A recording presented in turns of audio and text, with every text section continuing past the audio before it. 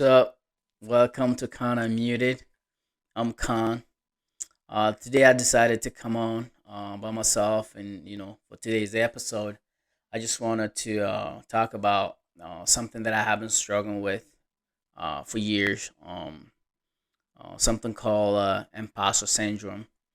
Um, it's not just me. There's a lot of people out there that struggle with it. For me, it all started back in 2011, right after college, becoming a citizen of this great nation, and that's when it started. I remember, you know, um, going through going to the interviews and feeling like I didn't deserve um, to get a job just because my English, you know, language wasn't up to the level that is needed to work in America.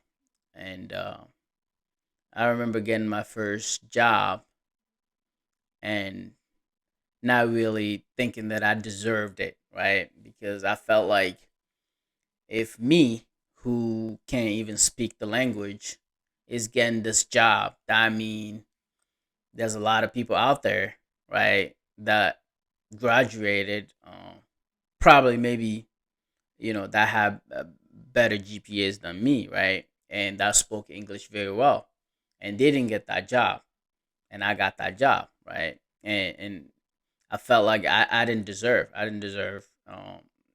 that job, and I even remember that vividly because there was one job interview that I went to where I saw other applicants, right? It was a job where they have, new grads. There was like 12 of us.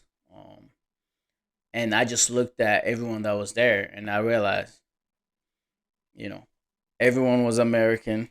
I was the only one non-American, and I felt like, nah, this is not where I want to be because, you know, um, I don't deserve to be here. I felt like if, like I was doubting my abilities to do the job, right? Because my language wasn't, my English speaking wasn't, up to where the standards in corporate environment. So I kind of felt like, I didn't deserve um to get that job.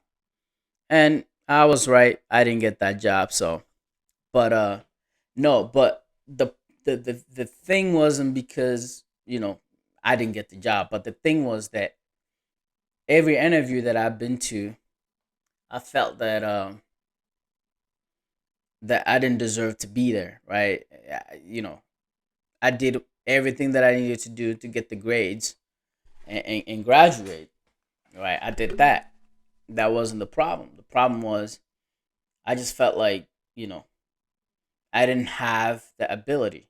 I mean, like, yeah, the technical abilities, yes, I had them because I went to school and took the test like everyone else and did better and did, you know like everyone else and graduated. But I just felt like, if I can't communicate with people to the level of, to the standards of, you know average American, then, like, I shouldn't be hired, right? So I felt that sense of fraud where, like, I didn't deserve to get a job, right? uh, and that kind of also, I had the same feelings when I joined the Navy. Initially, I remember saying, like, okay, you know I couldn't I couldn't go and apply for officer program because, you know I don't think I was good enough to be a leader, right? I kind of felt that I wasn't good enough to be a leader in the military. So because of that, I chose to enlist. Although I did try, I did talk to officer recruiter. It's not like I didn't talk to them.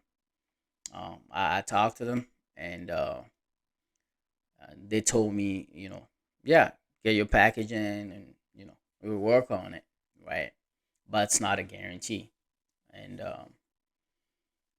but I chose to enlist. I remember going to the recruiting office and the recruiter telling me, "Why would you want to enlist? You can apply for officer program and go to OCS."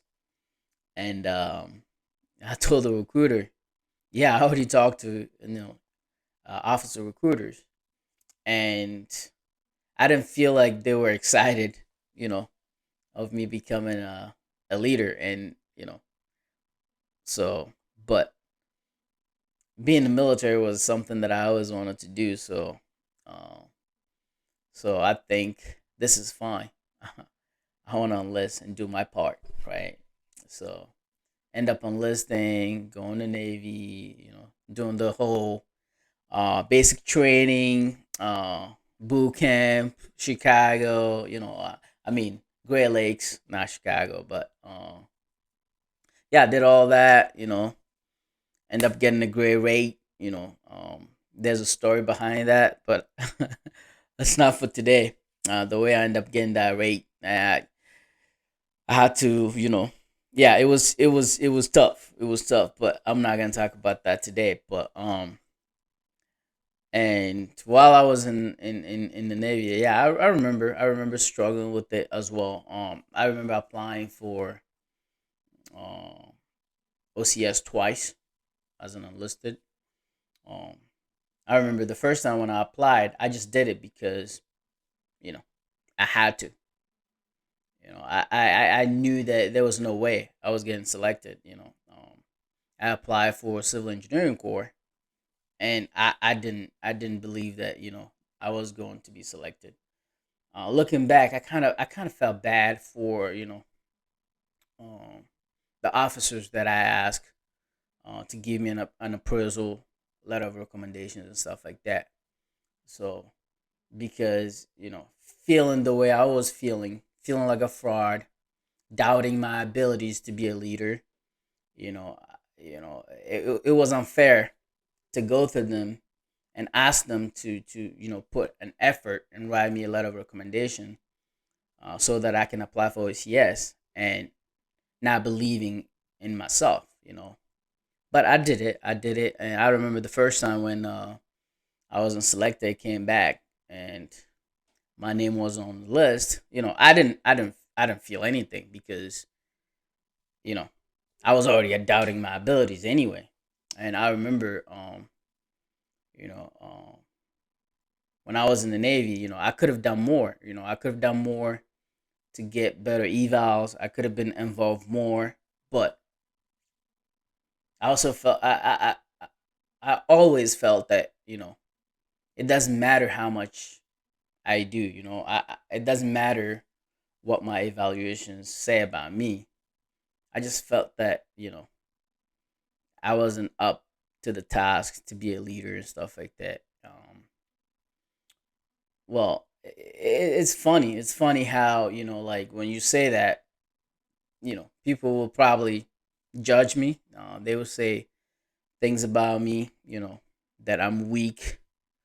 I should believe in myself. But imagine leaving your home country, right? Going to a country where you don't speak the language, right? And trying to excel, trying to succeed in life. You always doubt yourself. Yeah, you always doubt yourself because there are people, right, that you're competing with who were born and raised in this country, you know, who you know probably speak the language way better than you, right?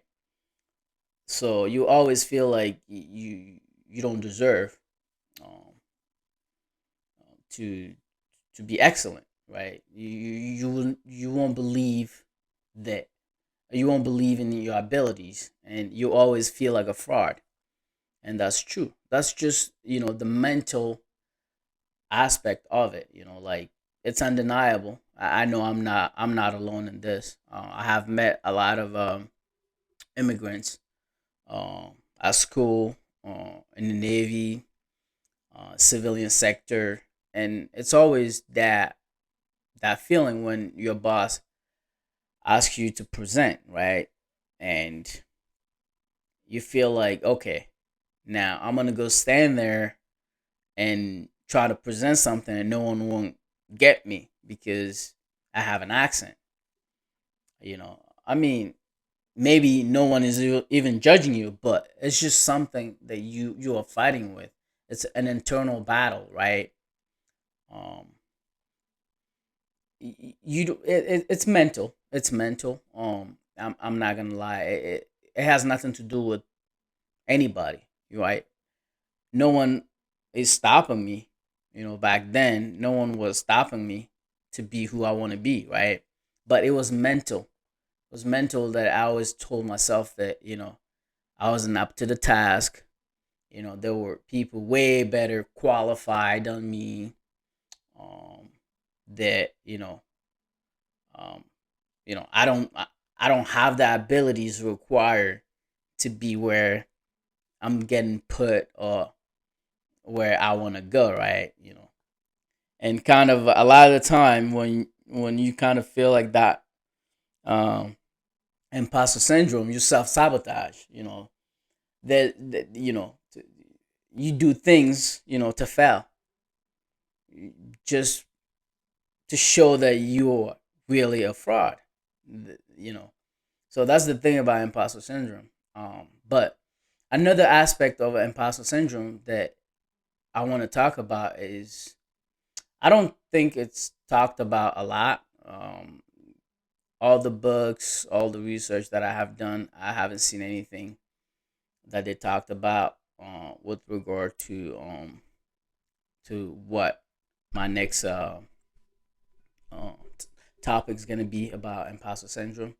Uh, I felt that I remember it was around 2011 when I became citizen of this country, and I remember going back to Togo, right? Going back to Togo, hanging out with my buddies that I grew up with, went to school with over there, and one of my buddies asked me, like, "Oh, now you are an American now, right?" And I was like, "Yeah, I am an American."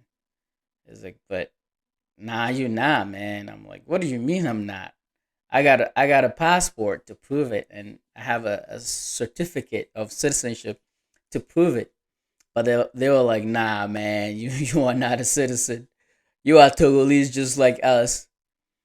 And at the time, it was a joke, ha ha ha. We all laughed, drank some beers, and But when I left, came back, I kind of felt it. Kind of felt it really, really, really, really bad. I was just sitting and it hit me. I was like, yeah, my buddies are right. Do I really belong in this country? I'm a phony. I'm a fraud. I'm not a real American. And I betrayed my people, right? I left Togo. I'm not in Togo right now to deal with the struggle, the poverty, lack of jobs, lack of opportunities, right? I'm in America, right? Living like a fraud, telling myself that I'm an American. It started, hitting me. I'm like, okay, okay, these people are right. And I started telling myself, who am I? Where am I from? Am I really an American? Oh, yeah, I have a certificate, I have a passport to prove it. But really, am I an American? And then I realized, holy shit, I'm not even a Togolese anymore. I'm not from Togo, because that's what my buddies were trying to tell me. If you say you're an American, then you're not Togolese. But to us, you know, from the point of view of my friends, to them, it doesn't matter what citizenship I have. To them, I will always be from Togo, and I'll always be Togolese. It really hit me, and it made me have a sleepless nights. You know, to really really think about it and say, okay, what am I doing? You know, I love this country. You know, I'm doing my part. I'm in the military, right? I'm serving. I'm sacrificing uh, for this country, for my adopted country, and but I still felt like I was a fraud. I still felt like I didn't belong. I felt like I was an imposter. I'm an American now. I am an American. But am I really though? I was a Togolese. Am I still a Togolese? I'm caught in the middle, you know? A lot of people think, oh, yeah, you're an immigrant. You came to America. Life is good. Ha ha ha. You have that American dream. You driving nice cars. You know, you have credit cards. You can buy whatever you want. But people don't know. People don't know. People don't know about the struggle. We struggle, you know. I left my mom and dad, my sisters, my brothers. I remember the day I was leaving when I kissed my mom. She cried. I cried, you know, and she kept saying, I will never see you again, you know. And my dad was like, what do you mean you will never see him again? He's coming back. He's gonna come back. He's gonna call us. He's gonna talk to us, and he's gonna come and visit. He's from Togo, you know, and I became a citizen of the U.S. So I don't know what my dad is thinking now. Is he still thinking that I'm from Togo? I don't know. I'll have to ask him about that. But that dilemma really, really, really hit me hard. You know, I had a sleepless nights thinking about who I am, what I'm in search of, what am I looking for. You know, what is my identity? You know, but in life, no matter the struggle, you need to find a way. Um, you need to find a way. And for me, the one thing that helped me was when the Navy sent me to San Diego, which I didn't want to go. I didn't want to go to San Diego anyway. I was like, San Diego, nah. But I came to San Diego and met my future wife, and she became my North Star. Since we started dating, she became my North Star. That whole, sense of who am I? Do I belong? Am I an American? Am I Togolese? You know, do I deserve a promotion? You know, really, am I supposed to be a supervisor right now? But when I met her, it changed. She became my North Star. She started guiding me. Every time I'm doubting myself, she tells me, don't do that.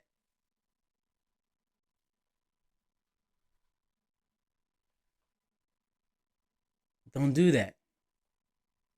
That's what she tell me. She tell me, you're smart, you're strong, and you're an American. Work hard, pray, and that's it. You know, honor your family, love your mom and dad, love your family, love me, and all is good. Be a good citizen, be a good friend, and she started helping me. And because of her, I started forgetting about being an imposter. I started thinking that everything I get is because I deserve it. I'm not a fraud. I started believing I am an American. I wasn't born here, but I am an American, right? I started feeling that, you know, a sacrifice for this country. I am an American, but I'm also a Togolese. I was born there. That's where my journey started. My journey started in Togo. It didn't necessarily mean that my journey was going to end in Togo. No, I didn't mean that. So, what I want to tell people out there is if you're feeling like, you're a fraud, if you're doubting your abilities, don't take a step back. You know, find your North Star. I found mine, and it was my wife. I was lucky enough to meet her. She helped me a lot. She helped me to become who I am. I was lost. I was lost. To be honest, I was lost until I met her. You know, I am who I am today because of her, and I love her for that. It's really funny. It's not funny, haha, but you know, she always tells me, just you know, everything you get is because you deserve it. No one in life will give you something that you don't deserve. No way. If you don't deserve anything, no one is giving it to you. You have to deserve it. If someone is giving it to you, it's because you deserve it. I remember I got a promotion at work and I came back home. I told her about the promotion. It was like, somewhere from 15 to, 19. I'm not going to say the exact number, percent raise on my salary and stuff like that. And I tell her, and I was just sitting there, you know. She's like, "Why are you moping?" I'm like, "I don't think I deserve this." She's like, "Hell no, you deserve it." I'm like, "I don't know. I don't feel like, I deserve it." She's like, "Hell no, you deserve it. Don't tell yourself you don't deserve it. You deserve it. That's why someone gave you. This is a capitalist country. If no one values you, you ain't getting anything from them. The only time they will give you something is because they value you.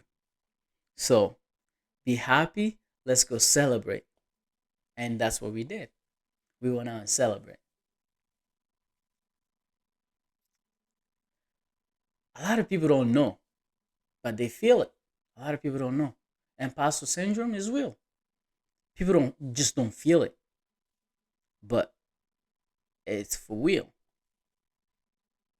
But my advice to beat it is visualize success, right? Visualize it.